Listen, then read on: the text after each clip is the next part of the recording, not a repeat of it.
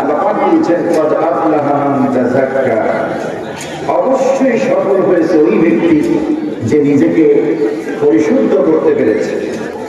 যে নিজেকে পরিশুদ্ধ করতে পেরেছে সেই সফলতা অর্জন করেছে।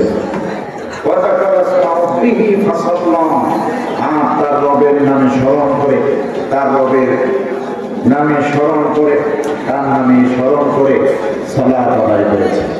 অর্থাৎ পরিশুদ্ধ আত্মশুদ্ধি অর্জন করেছে ওই ব্যক্তি যে ব্যক্তি আল্লাহ রাব্বুল আলামিনের প্রতি ঈমান আনার পর নিজের নফসকে পরিশুদ্ধ করেছে, আল্লাহকে স্মরণ করে আল্লাহর নামে নামাজ পড়েছে, আল্লাহকে সিজদা দিয়েছে, আল্লাহর নামে সালাত আদায় করেছে। এরপর আল্লাহ বলছেন বাল তুসিরুনাল হায়াতাদ দুনিয়া, বরং তোমাদের জীবনটাতে এমন, তোমাদের অবস্থাটা এমন, তোমরা দুনিয়ার জীবনকেই প্রাধান্য দাও। ওয়াল আখিরাতু খায়রুন ওয়া আবকা, অথচ আখিরাতের জীবন হচ্ছে অতি উত্তম এবং স্থায়ী। দুনিয়ার মানুষ বেমালুম ভুলে যায় আখিরাতকে। আল্লাহ পাক এখানে আত্মশুদ্ধির কথা বলেছেন। একজন মুমিনের সবচাইতে গুণ হবে নিজের নফসের বিরুদ্ধে অবস্থান করা।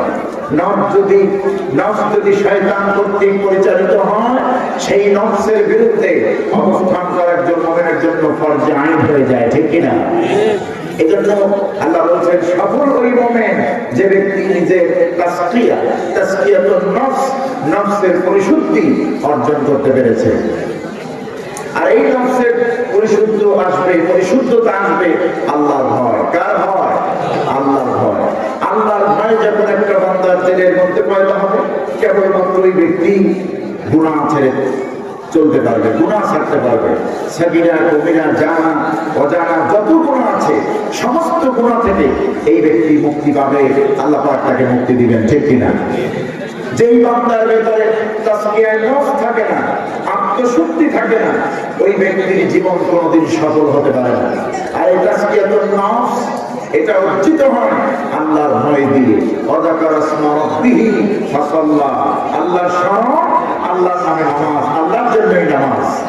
এখন বাংলাদেশে অসংখ্য পীর আছে, পীরের দরবার আছে, যেখানে জিকির হয় না, যেখানে নামাজ হয় না, যেখানে সুন্নাহ শিক্ষা দেওয়া হয় না, নবীর আনুগত্য, নবীর তরিকত, নবীর সিলসিলা কিভাবে করতে হবে, চলতে হবে, নবীর সুন্নাহকে পালন করতে হবে, এই আদর্শ শিক্ষা দেওয়া হয় না, ঠিক কিনা? যেখানে শিক্ষা দেওয়া হয় নামাজ, যেখানে শিক্ষা দেওয়া হয় কোরআন তেলাওয়াত, যেখানে শিক্ষা দেওয়া হয় সুন্নতে নববী, অর্থাৎ একজন মানুষের, একজন মুমিনের আত্মাকে যেই দরবারে পরিশুদ্ধ করা হয়, আত্মশুদ্ধ করা হয়, সেই দরবার হচ্ছে বাংলাদেশে হক দরবার। সেটা যেই দরবারই হোক না কেন, ঠিক কিনা? এটা শুধু দরবারের কাজ না, এটা প্রত্যেকটা মুমিনের দায়িত্ব নিজের নফসকে পরিশুদ্ধ করা। কারণ নফস যদি পরিশুদ্ধ হয়ে যায়, আল্লাহ রাব্বুল আলামিন ওই নফসের মধ্যে, ওই কলবের মধ্যে জায়গা করে দেন। প্রতিটি মানুষের দেহের মধ্যে দুটি অংশ থাকে, একটা হচ্ছে রূহ অর্থাৎ জীবন, প্রাণ, আর একটা হচ্ছে নফস অর্থাৎ মন। এই মন হচ্ছে অনুভূতির নাম। এই মনের মধ্যে জায়গা দিতে হবে আল্লাহ। কারা জায়গা দিতে হবে? শুধুমাত্র আল্লাহকে। যেমন এই পৃথিবীর সমস্ত নবীরা তাদের নফসের ভেতরে শুধুমাত্র আল্লাহকে রেখেছেন, আল্লাহর ভয় তার অন্তঃকরণে লালন পালন করেছেন। এই পৃথিবীতে বিশ্ব নবী মুহাম্মদ সাল্লাল্লাহু আলাইহি ওয়াসাল্লামের সাহাবীরা তাদের অন্তঃকরণে আল্লাহ রাব্বুল আলামিনকে জায়গা দিয়েছেন। তাদের কাছে ধন সম্পদ, স্ত্রী পুত্র সব কিছুর চাইতে বেশি প্রিয় ছিলেন আল্লাহ, বেশি প্রিয় ছিলেন মুহাম্মদ রাসূলুল্লাহ সাল্লাল্লাহু আলাইহি ওয়াসাল্লাম। এই জন্য হযরত আনাস বলেছেন রাদিয়াল্লাহু আনহু, নবীজি বলেছেন ততক্ষণ পর্যন্ত একজন মুমিন ঈমানের দাবিতে খাঁটি মুমিন হতে পারবে না যতক্ষণ পর্যন্ত না ওই মুমিনের কাছে তার নিজের জীবন, তার আত্মীয় স্বজন, পিতা মাতা, এমনকি নিজের জীবনের চাইতে আমি নবীজি তার কাছে প্রিয় হয়ে যাব। সহিহ বুখারীর মধ্যে হাদিসটি আল্লাহর নবী বর্ণনা করেছেন, লা ইউমিনু আহাদুকুম হাত্তা আকুনা হাব্বা ইলাইহি মিন ওয়ালিদিহি ওয়া ওয়ালাদিহি আলিহি ওয়ান নাসি আজমাইন। নবীজি বলেছেন, লা ইউমিনু আহাদুকুম, তোমাদের মধ্যে খাঁটি ইমানদার ওই কেউ হতে পারবে না ততক্ষণ পর্যন্ত, যতক্ষণ পর্যন্ত না হাত্তা আকুনা, আকুনু ছিল হাত্তা আসার কারণে নষ্ট হয়ে গেছে, আকুনা আমি অধিক প্রিয় না হব, অধিক ভালোবাসার পাত্র আমি মুহাম্মদ সাল্লাল্লাহু আলাইহি ওয়াসাল্লাম না হব আমার উম্মতের কাছে, ততক্ষণ পর্যন্ত কোন উম্মত খাঁটি মুমিন দাবি করতে পারবে না। খাঁটি মুমিন দাবি করতে পারবে না ততক্ষণ পর্যন্ত যতক্ষণ পর্যন্ত তার সন্তান, তার পিতামাতা, এমনকি তার নিজের জীবনের চাইতে বেশি মহব্বত আমি রাসূলকে করবে। সুবহানাল্লাহ। আর এই উত্তম নমুনা সাহাবায়ে কেরাম রিদওয়ানুল্লাহি তাআলা আলাইহিম আজমাইন, নিজের জান প্রাণ দিয়ে রাসূলকে ভালোবেসেছেন তারা, ঠিক না? কি ভালোবাসা দিয়েছেন দেখো। রাসূল পাক সাল্লাল্লাহু আলাইহি ওয়াসাল্লামকে কেমন ভালোবাসা দিয়েছেন। নবী যখন হিজরত করলেন মদিনা মুনাওয়ারায়, নবীজি যখন চলে গেলেন আনসারী সাহাবীদেরকে বললেন, ও আমার আনসারী সাহাবীরা, আমার সঙ্গে হিজরত করে যে সমস্ত সাহাবীরা মক্কা থেকে মদিনা এসেছে, ওই মক্কায় তাদের বাড়ি আছে, ঘর আছে, ওই মক্কায় তাদের প্রতিপত্তি আছে, সম্পদ আছে, ব্যবসা বাণিজ্য আছে, স্থাবর সম্পত্তি আছে, খেজুরের বাগান আছে, উটের পাল আছে, অথচ এই মক্কা থেকে দ্বীনের স্বার্থে কেবল হিজরত করে মদিনায় এসেছে। ও আমার সাহাবীরা, ও আমার আনসারী সাহাবীরা, এই মুহাজির ভাইদেরকে তোমরা ভাই বানায়া না। মক্কা থেকে হিজরত করে দ্বীনের জন্য মদিনায় যারা আসলেন তারা আজকে থেকে তোমাদের ভাই। সুবহানাল্লাহ। আনসারী সাহাবীরা হুজুরকে শোনায় দিলেন, ইয়া রাসূলুল্লাহ, ইয়া আল্লাহর রাসূল, আপনি যেহেতু মক্কা থেকে আগত আমার মুহাজির ভাইদেরকে আমাদের সঙ্গে ভাইয়ের সম্পর্ক জুড়ে দিলেন, আমরা আজ থেকে এই মক্কায় আমাদের, এই মদিনায় আমাদের যত বাড়ি আছে, ঘর আছে, আমাদের খেজুরের বাগান আছে, যত অর্থ সম্পদ আছে, আমরা ভাগ করে আমাদের আনসারী, আমাদের মুহাজির ভাইদেরকে আমরা দিয়ে দিলাম। আমাদের মুহাজির ভাইদেরকে ঘর দেব, বাড়ি দেব, জায়গা দেব, জমি দেব, যা হয় প্রয়োজন সব দিয়ে দেব। নবীজির সাহাবী আনসারী সাহাবীরা যখন রাজি হয়ে গেলেন, সব দিয়ে দেব ভাইয়ের জন্য। ভাইয়ের কি স্যাক্রিফাইস।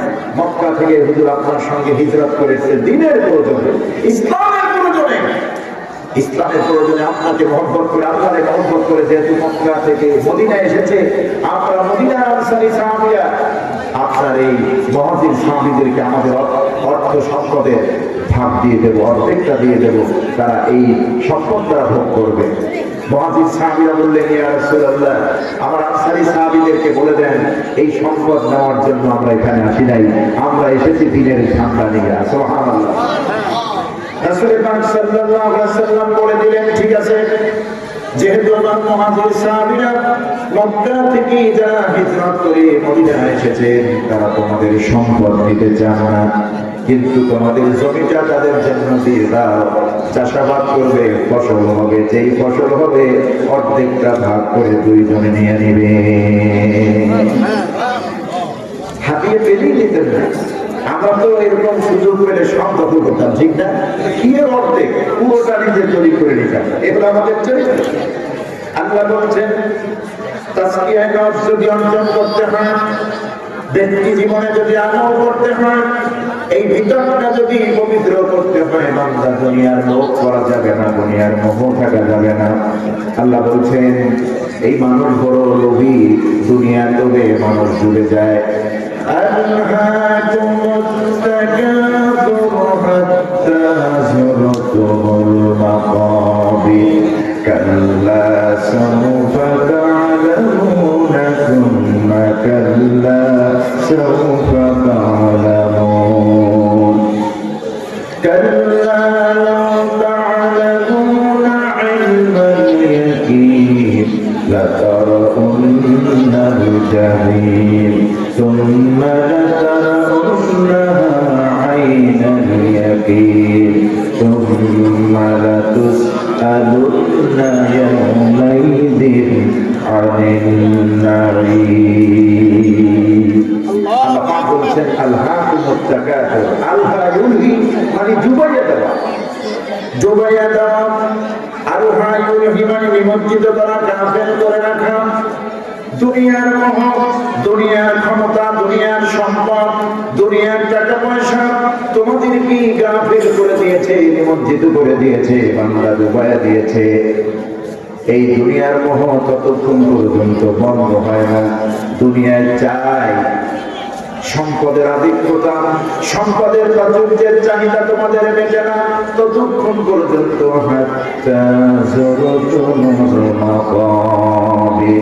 যতক্ষণ না তোমরা কবরের সাক্ষাৎ পাও, মৌত হয়ে যাওয়ার পর, যতক্ষণ না তোমরা কবরে শুয়ে যাও, কবরে যাওয়ার আগ পর্যন্ত এই পৃথিবীর মানুষের মোহ বন্ধ হয় না, সম্পদের মোহ বন্ধ হয় না, ক্ষমতার মোহ বন্ধ হয় না, ক্ষমতার মোহ বন্ধ হয় না, লিপ্সা বন্ধ হয় না। দেখুন না, ক্ষমতার মোহে পড়ে মানুষকে মানুষ মনে করতো না এরা, ঠিক না? অন্ধ বানিয়ে দিয়েছিল ক্ষমতা এদেরকে, মানুষকে মানুষ মনে করতো না। গত 16টি বছর আমাদের সাবেকের বিষয়ে যা বলেছেন সত্যই বলেছেন।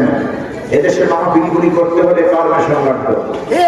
বহু জায়গায় আমরা গিয়েছি, এরকম মাহফিল মঞ্চ তৈরি হয়েছে, মাগরিবের পরে বয়ান শুরু হবে, কিন্তু এই জালেম গোষ্ঠী গিয়ে মাগরিবের আগের খানে মাহফিল বন্ধ করে দিয়েছে।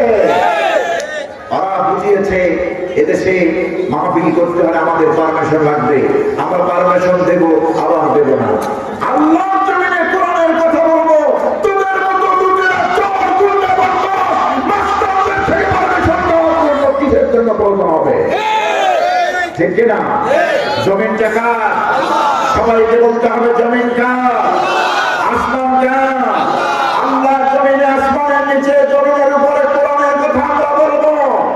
গত 16টি বছর তোমরা নানান জায়গায় বাধা বিপত্তি দিয়েছ আমাদেরকে।